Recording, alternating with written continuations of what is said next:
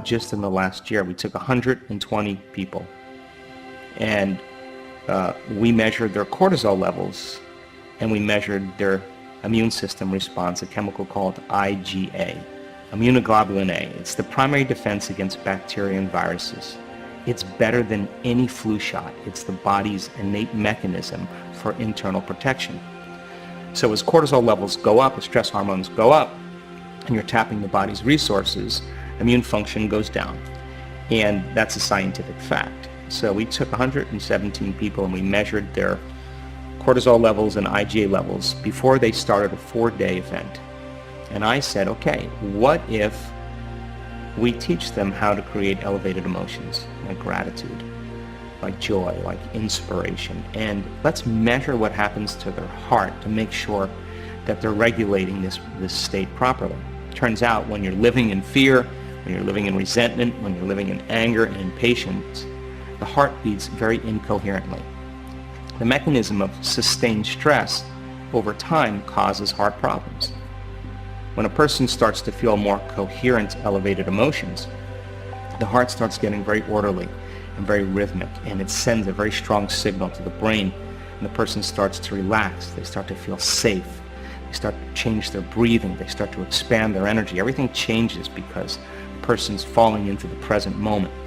And they're changing their brain waves when they do that from the vigilant state of high beta brainwave patterns when we're obsessing about something and trying to control everything, to beginning to slow their brainwaves down into more of an alpha coherent state. And that imagination, creative state is the perfect state to be in when we're executing in our life. We measured their ability to create elevated emotions, and we asked them to sustain those elevated states for 10 minutes a day, 3 times a day, for about 4 days. So my thought was, well, if cortisol levels downregulate the gene to make IgA, which is a protein, and all genes make proteins, what if an elevated emotion could upregulate the gene for IgA and all of a sudden increase the IgA levels? At the end of 4 days, we had a 49.5% increase in immunoglobulin A just by changing our emotional state. So now, let's look at the mechanics of this. If you're living in the same emotional state every single day, as I said earlier, your body as the unconscious mind is believing it's in some environmental condition because the emotion is the end product of an experience in your environment. Latest research on genes tells us genes don't create disease. It's the environment that signals the gene to create disease. Well, an experience in an environment produces an emotion. So it's the emotion that signals the gene to either upregulate and make a healthy protein or downregulate and shut a protein off. So in a matter of 4 days, people were able to upregulate the gene to increase their immune function just by thought alone. Well, it's fascinating that you can give someone a sugar pill, a saline injection, or perform some false surgery or treatment. And a certain percentage of those people will accept, believe, and surrender to the thought without any analysis that they're getting the real substance or treatment.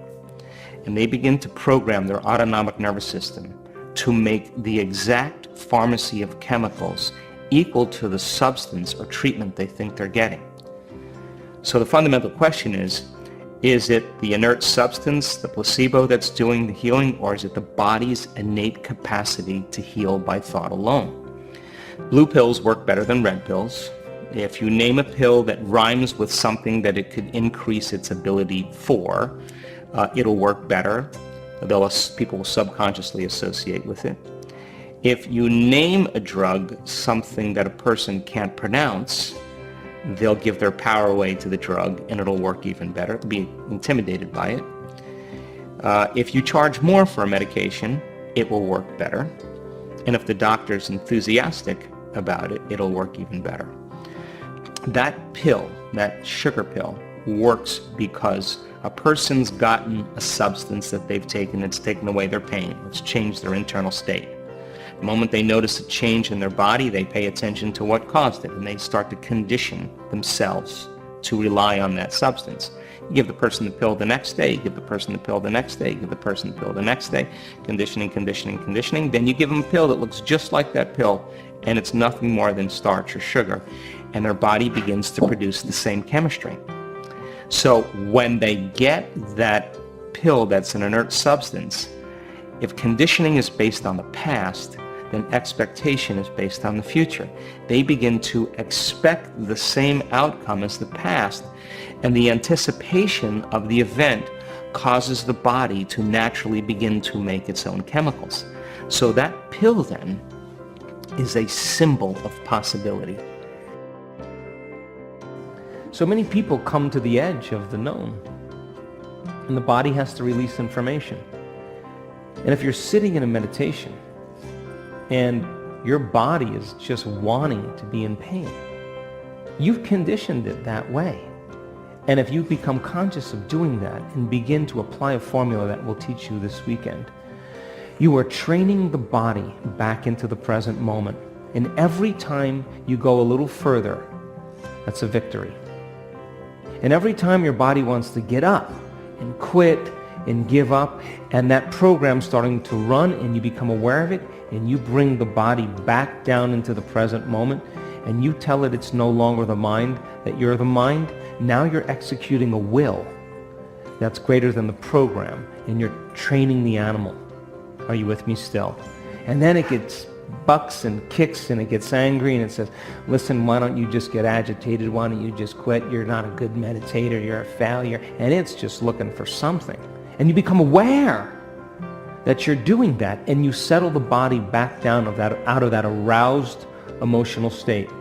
Would you agree then? If you did that over and over again, you were telling the body that it was no longer the mind, that you were the mind. Yes or no? And you were training the animal. That's a victory. And those victories add up, I swear to you.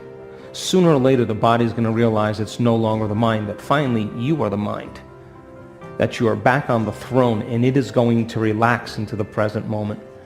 And when it does, that heart of yours blows open, and you release energy. Your field around your body begins to emanate more light and information. Now, you feel connected to something greater. And I want you to trust the process of going a little further and working with your body and becoming aware of it, because so many people say, I can't focus, I can't meditate. That's the only thought they have to get beyond. That's it. And we'll teach you a formula, and if you just apply the formula, you'll get better at it. Now, some people have meditated for 40 or 50 years or 30 years or 20 years. I respect that. And all I want you to do is just try what we've been able to isolate as a formula, and use the same kind of ability of sitting still and closing your eyes and getting present, and just try something new. Anywhere you can place your attention, I'm going to ask you to place it right there. And where you place your attention is where you place your energy. And I want you to feed that center with your attention. You're going to learn how to breathe life into it and arouse and awaken this center.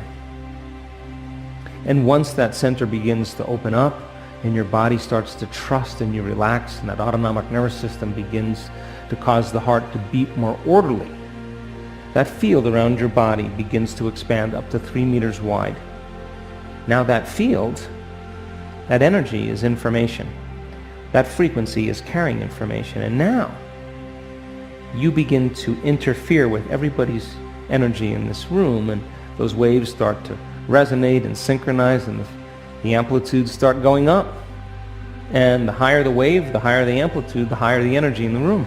So then, tuning into new potentials, finding the sweet spot of the generous present moment, moving from space-time into time-space and understanding the science behind it. And I'll stretch you a little bit, and I want you to just repeat it. You're going to get it.